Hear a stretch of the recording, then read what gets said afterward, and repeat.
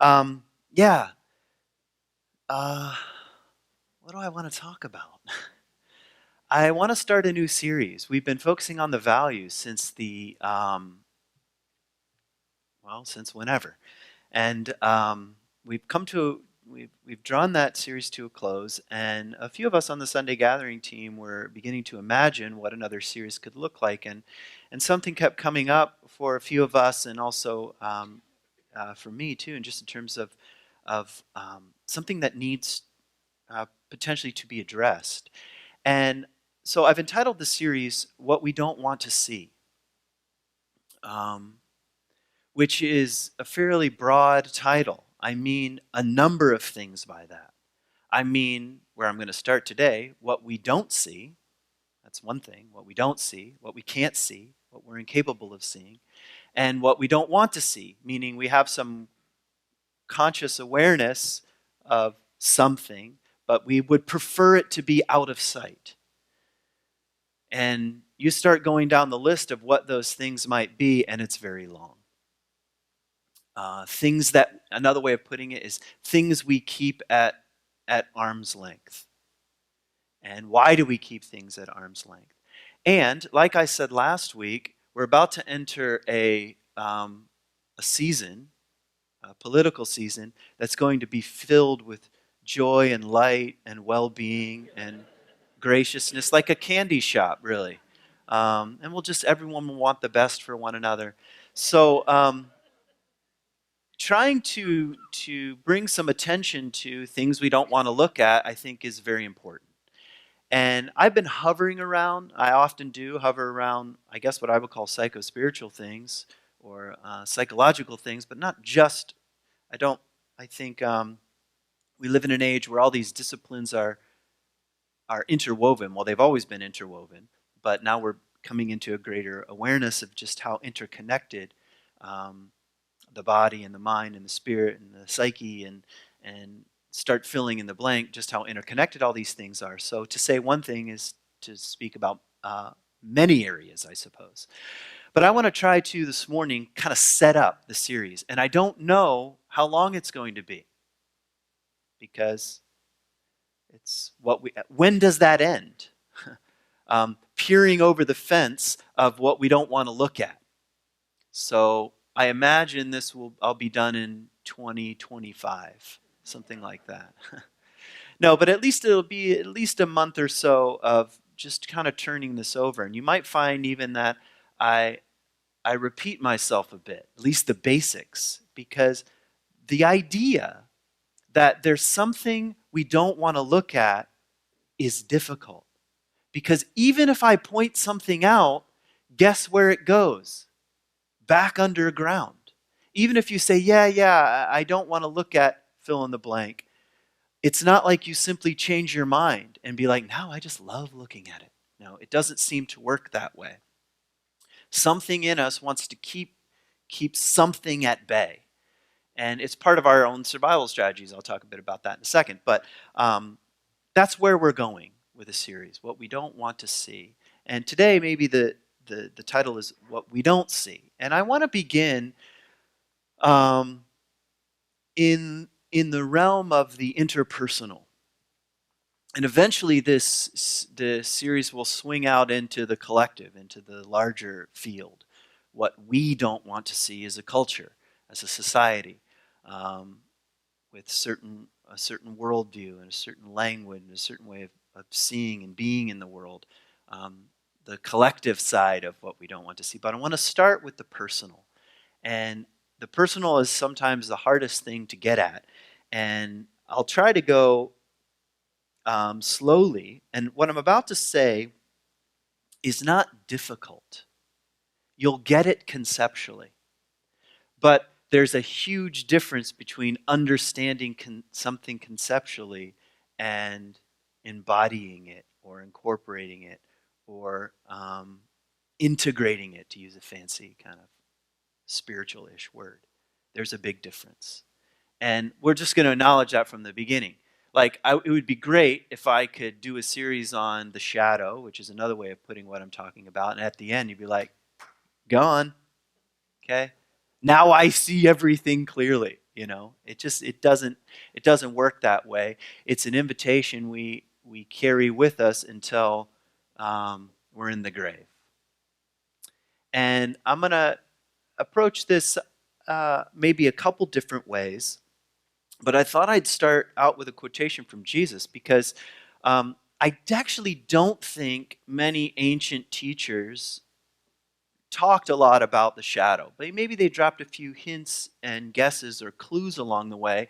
One of the hints I think we get is from Jesus. He says, why do you care about the speck of sawdust in your brother or sister's eye? Why do you care about the sawdust in your brother or sister's eye? Now, just stay there for a second. Why do you care about the sawdust, the speck of dust in your brother or sister's eye?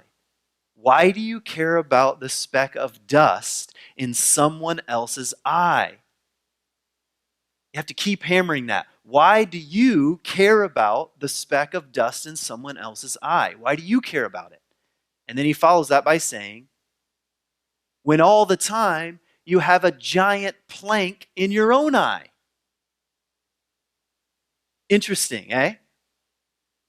Now, I'm sure that only applied to Jesus' disciples. Doesn't apply to you, okay?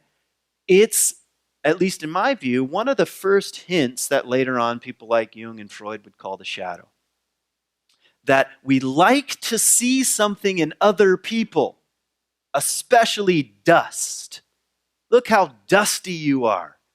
Look how much junk is in your eye, but what we can't see is what's in our own. That's what Jesus is saying. We don't know that it's there. The title of the series, What We Don't Want to See. And the truth is, if we have a massive plank sticking out of our eye, it clouds our ability to see clearly. Wouldn't you agree?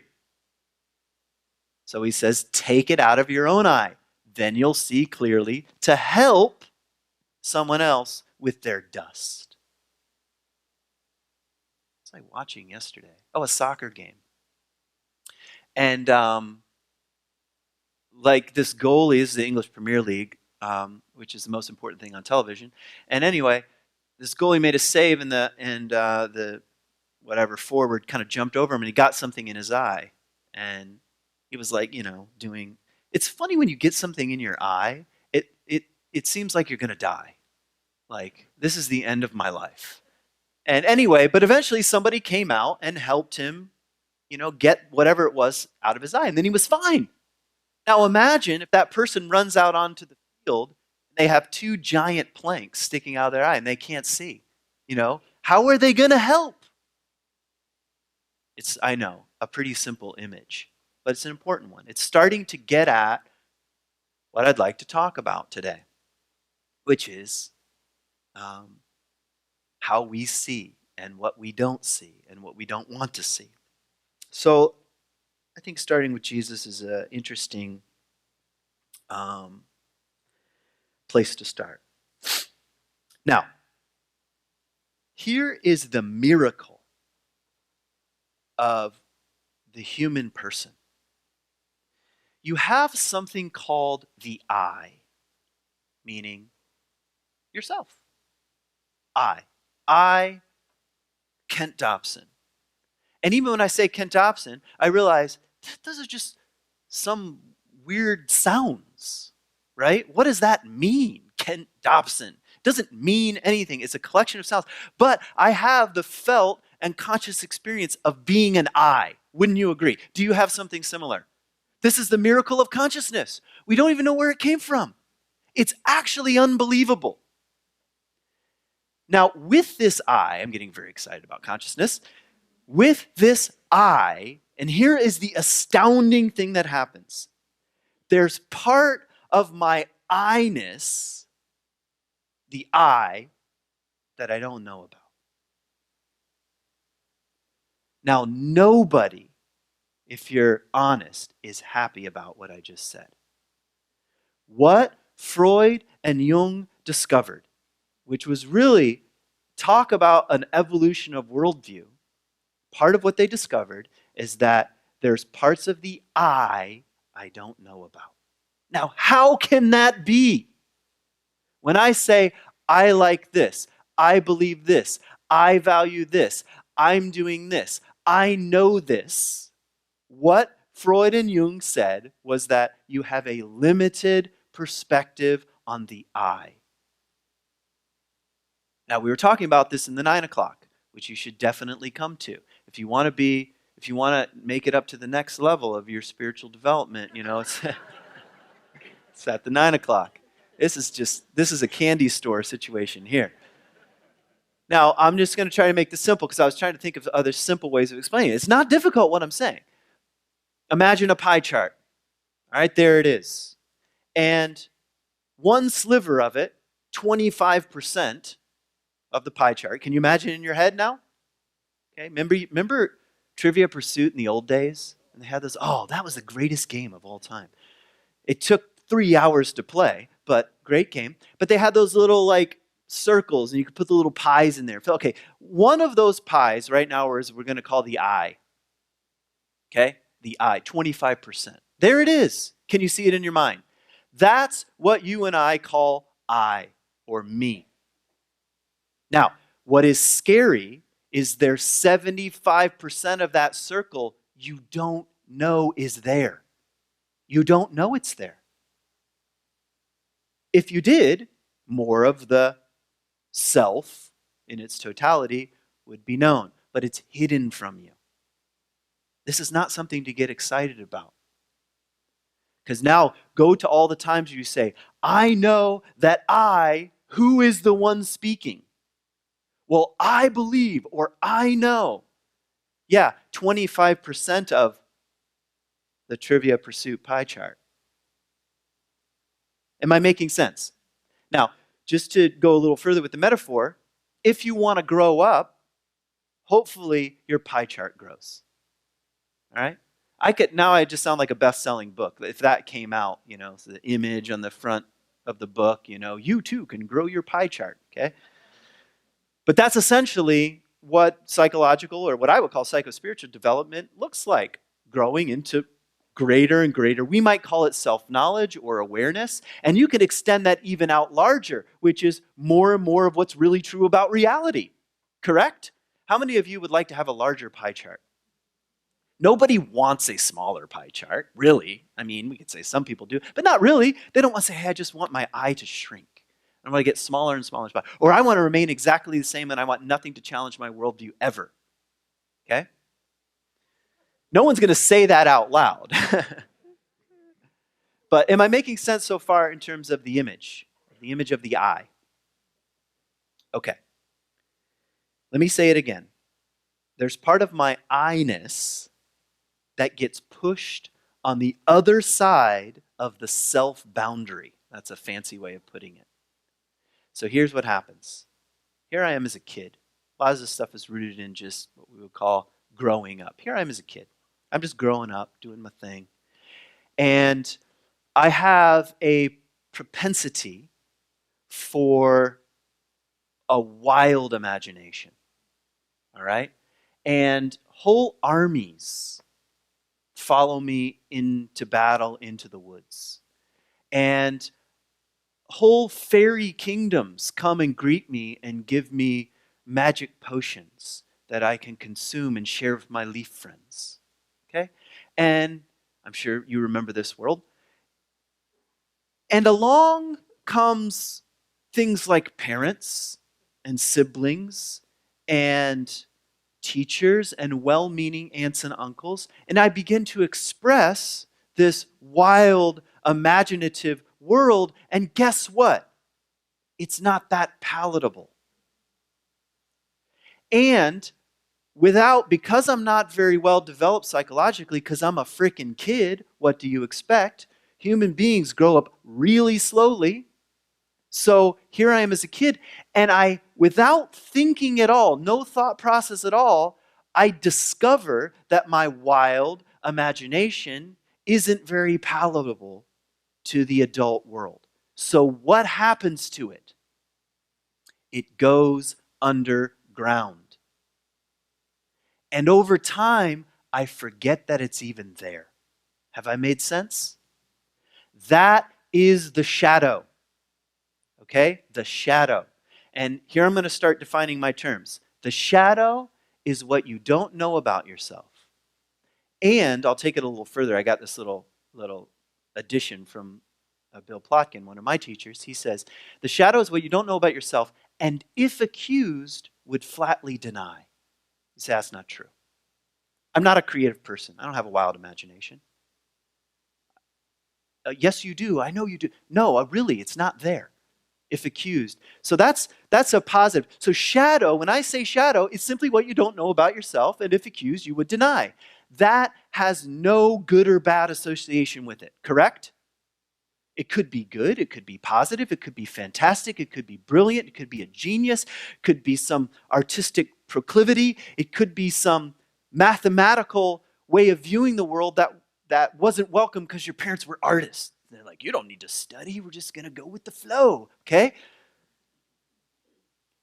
Or it could be negative, or dark, or sinister.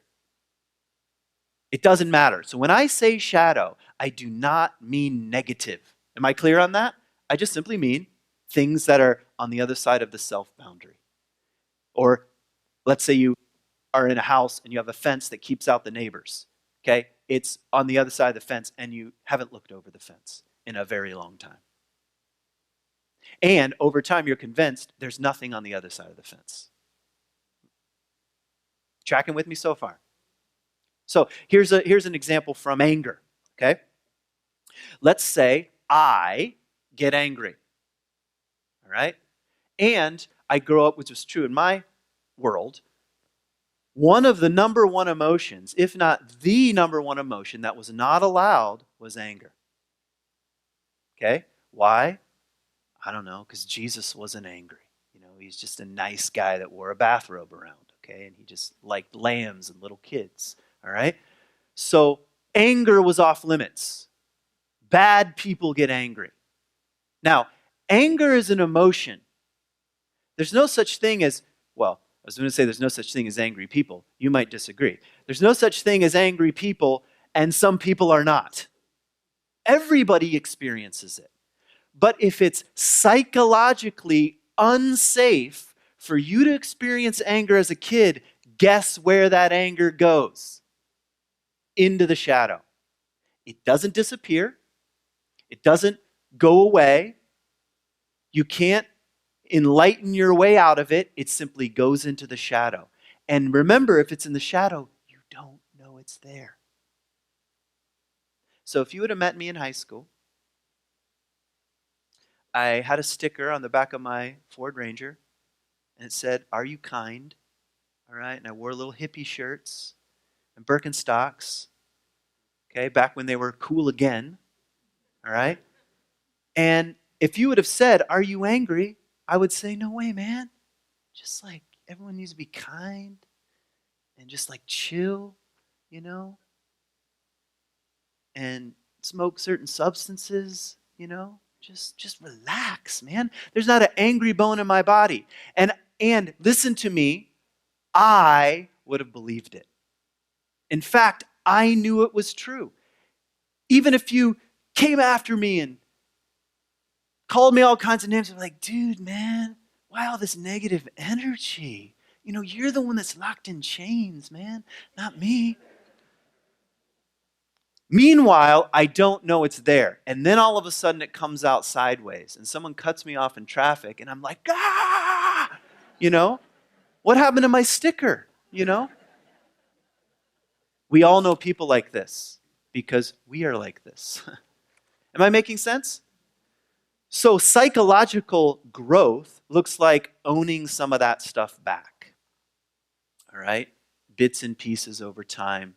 What Robert Bly calls eating the shadow, which is humbling. You have to start dining at a table.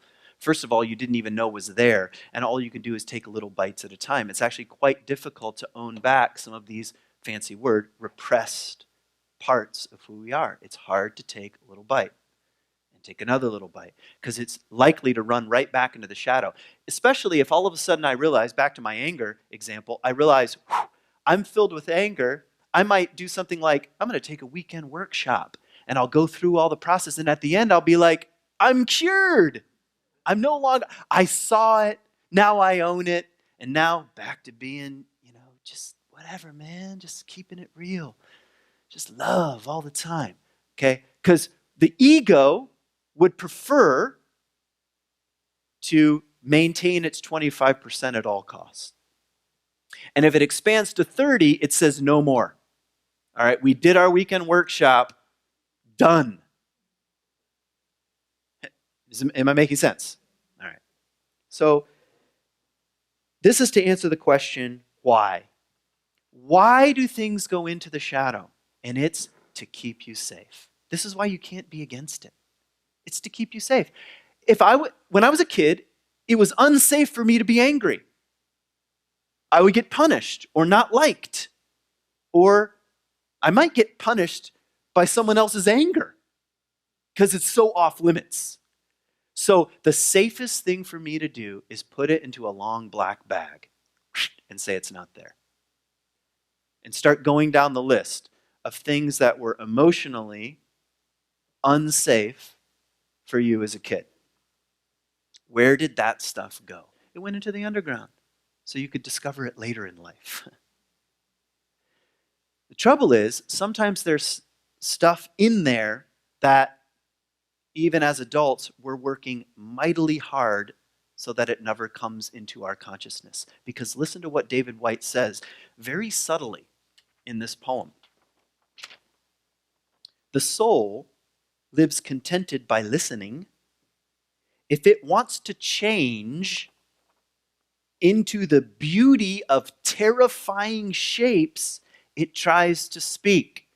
So some part of me way back in there, that's actually quite terrifying, all kinds of terrifying shape, it starts to speak and say, hey, I'm down here, back to my Trivia Pursuit circle pie chart, there's more of you than you realize. It starts whispering things like this. That's why you will not sing, afraid as you are of who might join with you.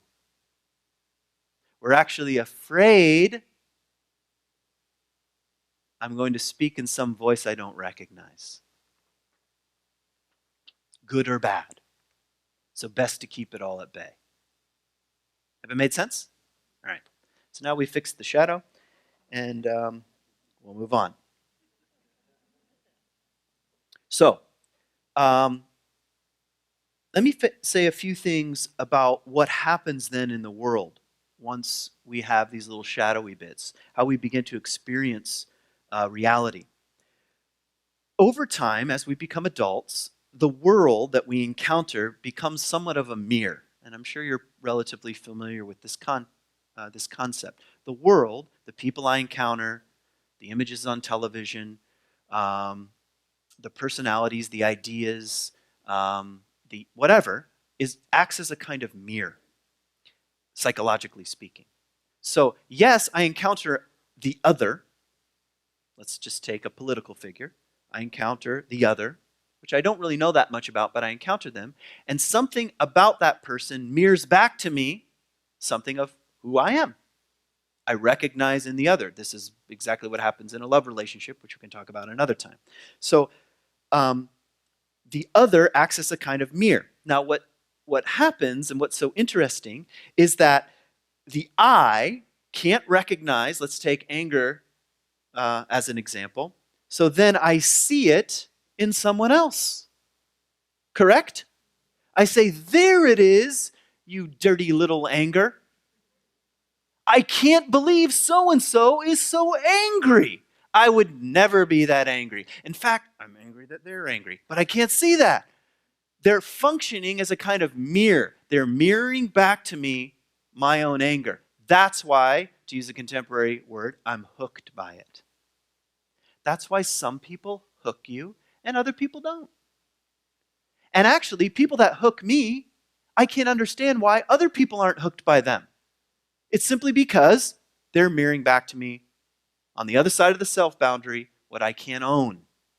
So it becomes, you have the problem with anger, my boss is angry, my corporation is angry, you. And it can even go to third person, because that's second person, and anger becomes an it, an energy. out there. It exists. It's not mine, of course, but it's just an it. It's the presence of anger, some separated from me. The question is, how do you get close to that dynamic? Because until you're able to own some of that, you can't grow up. So let's take Peter Pan as an example. Speaking of shadow. Now, what was true of Peter Pan? Peter Pan had a shadow. Okay? Here was the problem with his shadow. It wasn't attached. Okay? And it then was an autonomous being that he could not control. He could fight with the shadow. It would play tricks on him. It did its own thing, independent of what Peter Pan called I. It functioned autonomously. And the story is saying something like this. If Peter Pan is going to grow up, that sucker has to be sewed back on. Which is a very simple way. I know it's a child's book. It's not a child's book. All right? It's a very simple way of saying, if you do not integrate your shadow, it will function autonomously, and you won't know about it, won't have any contact with it, and you'll be convinced it lives outside of you. So if you want to grow up, sew that sucker back on. Back to my anger example. Until I say, my anger doesn't mean the other person is not angry. They might be angry. There are a lot of angry people out there. But until I can see that what's happening is something in me that's repressed, underground, below the surface, needs my attention, then the shadow remains disconnected and autonomous, like in the Peter Pan story. Cool, eh? I know these little kids' books, they don't have any truth in them. Okay. Let me say one more thing about neurotic symptoms, because everybody likes to talk about other people who are neurotic. So what happens, now just to complete in case you're into psychology at all, what happens is the disowned parts of us come out in neurotic symptoms. This is why you go to see a depth psychologist. You start with your symptoms, but the symptoms aren't the problem. The symptoms are little trails, clues for you to follow to see where the problem lies. And if you've ever had any counseling, and you had a halfway decent one, and you said yes to it, you've gone down these trails. And sure enough, the neurotic symptom isn't the problem. It's something else. Namely, something that's in your shadow, if you want to use that kind of language. Okay. Oh man, I have so much to say and so little time.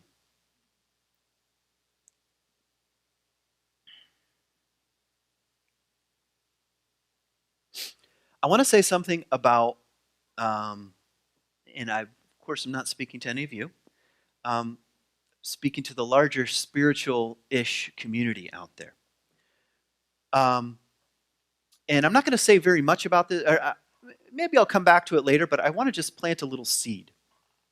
Because one of the things that can happen to good people like you and good people like me, or others, we should say, is that practices like meditation and contemplation can make it worse.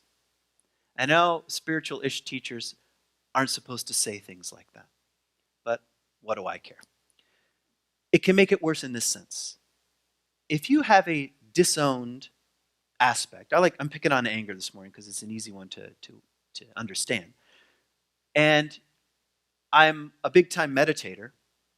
Here's what it might feel like. Anger is arising. Anger is arising. Anger is arising, and I let it go.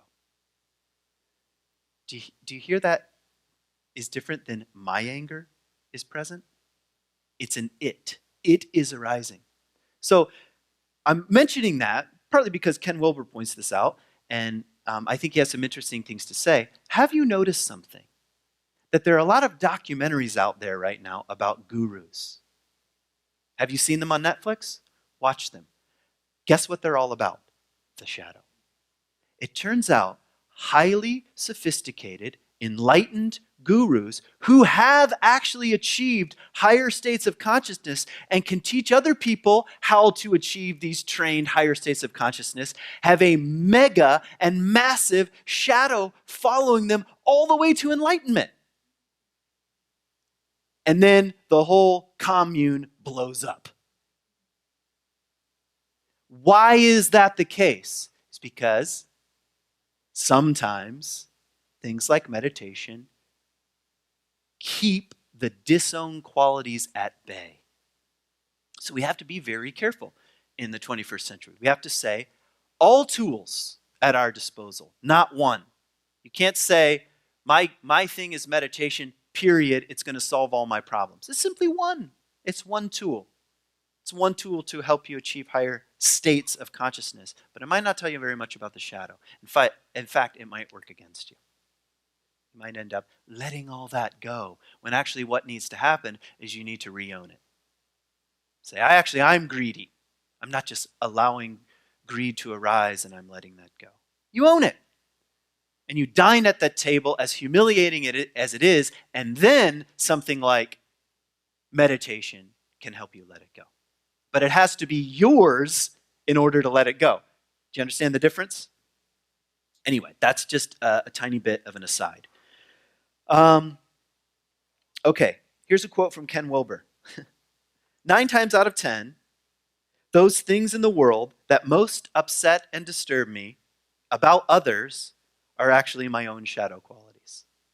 Let me read that again because it's devastating. 9 times out of 10, 9 times out of 10, 9 times out of 10, those things in the world that most upset and disturb me, obviously not politics, about others are actually my own shadow qualities. 9 times out of 10. Oh, every 1 out of 10, good to go. 9 times out of 10, the things that most upset and disturb you and me are shadow qualities that I haven't owned. Now, you want some homework?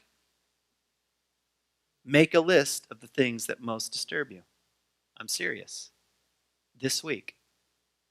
And don't even go back in time. Just stay present to what happens this week. And jot down the things that most disturb and upset you. And I don't just mean like you're kind of sad, but really like hook you or something like that. You get fired up. Just be mindful of those and ask yourself the question, is there anything in this other that's so wrong and so upsets and disturbs me that's a part of who I am? Is there anything?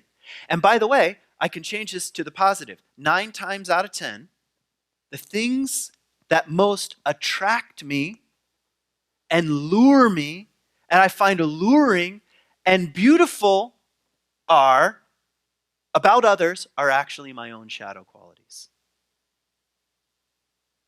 I'll give you an example from a friend of mine. One time we were talking, and he said something like this. He said, you start telling me about this artist. And he went on and on about how amazing this photographer was. And he described his photos, and he told me why he was so amazing. And he put this photographer in a kind of historical context, inside photography period. And he said, you have to understand this, you have to understand that. And then he said, I could never do anything like that. There's no way I could ever do anything like that. Now, I didn't know very much about my friend's own background. And it turns out, because he worked for like an oil company or something, so I assumed he was a terrible person. But it turns out he went to art school and, believe it or not, was a photographer.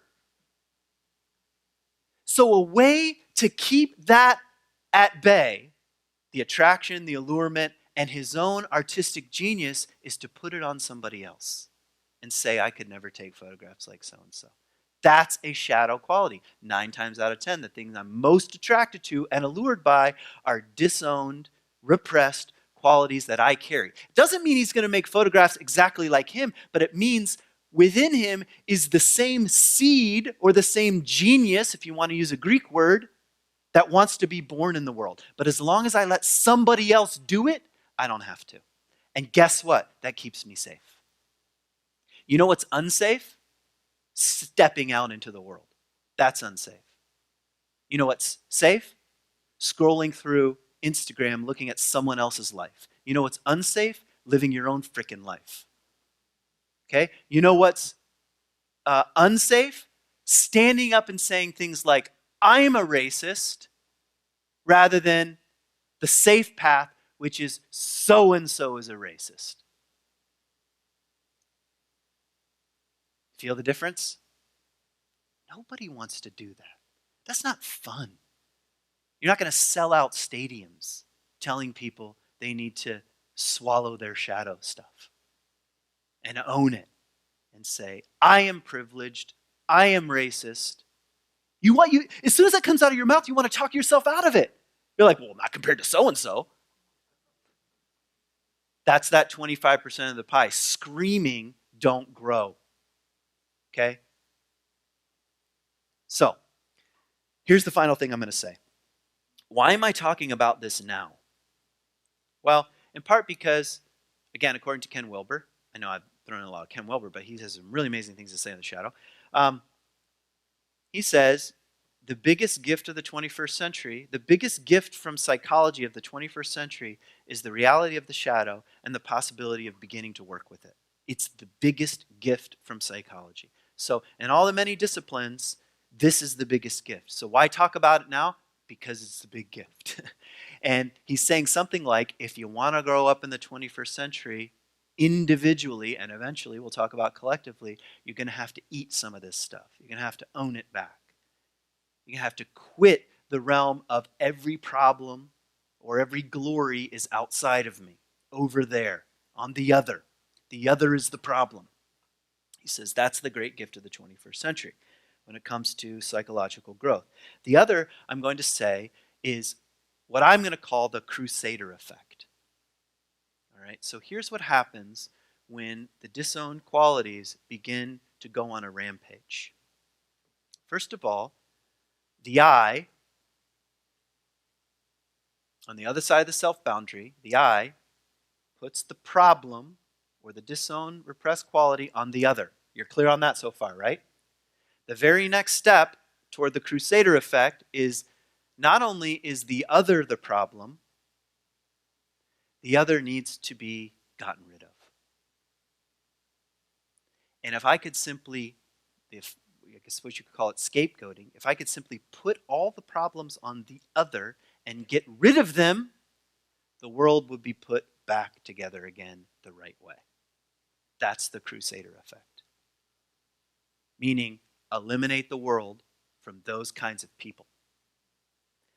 Why do we need to talk about this in the 21st century? Because everybody is on a kind of crusade.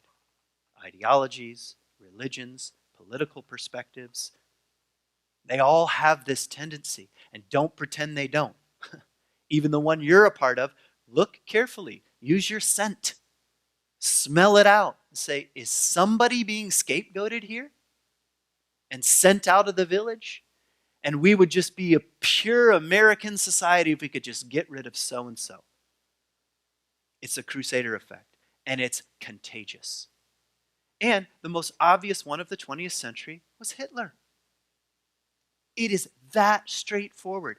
And I don't know how much you know about Hitler, but I don't want to go down a whole rabbit trail here, but there's some evidence that he too had Jewish blood. We don't know that 100%, but they took some DNA samples of 68 of his relatives, and there's a strong possibility. There's definitely, it's a fact that he didn't have pure Aryan blood, but there's a possibility that his great-grandfather was Jewish. Now, talk about something, if you can't own it, do you hear how quickly the crusader effect can get out of control? My grandfather was the problem. My heritage was the problem. He was a Jewish. The Jews are a problem. And you're one step away from, if I want to get rid of the problem, I get rid of the other. That's why we should talk about what we don't want to see in the 21st century. Because you and I are prone to do this kind of stuff. I'm not calling you Hitler. I'm saying the capacity for such a thing has to be faced. Scapegoating, putting it on the other, and sending it out of town. Have I made sense? I know, good times.